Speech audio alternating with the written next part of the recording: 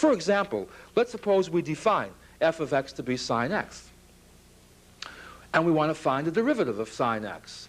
Notice that f prime of x evaluated at any number x1 has already been defined for us. It's the limit as delta x approaches 0, f of x1 plus delta x minus f of x1 over delta x. This is true for any function f. In particular, if f of x is sine x, all we get is what?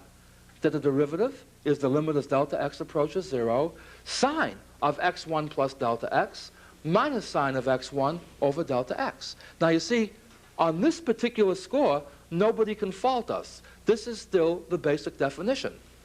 All that happens computationally is that if we're not familiar with our new functions called the trigonometric functions, we might not know how to express sine of x1 plus delta x in a more convenient form. What do we mean by a more convenient form?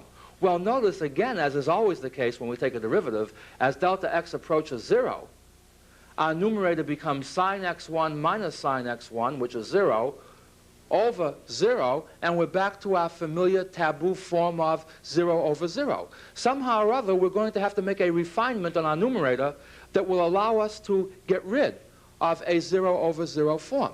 Well, to make a long story short, if we happen to know the addition formula for the sine, in other words, sine x1 plus delta x is sine x1 cosine delta x plus sine delta x cosine x1.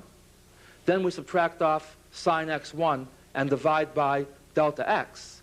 And then we factor and collect terms.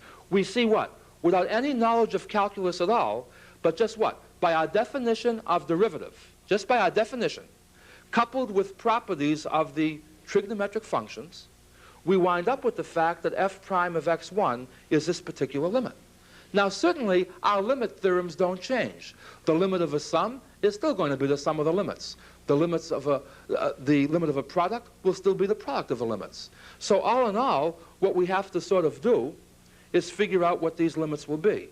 Certainly, as delta x approaches 0, this will stay cosine x1.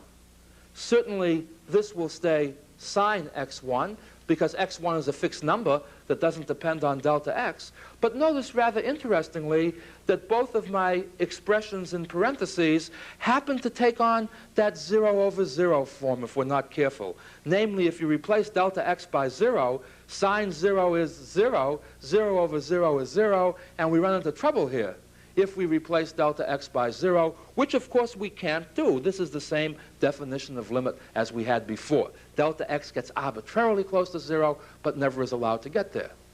Well, you see, if nothing else, this motivates why we would like to learn this particular type of limit.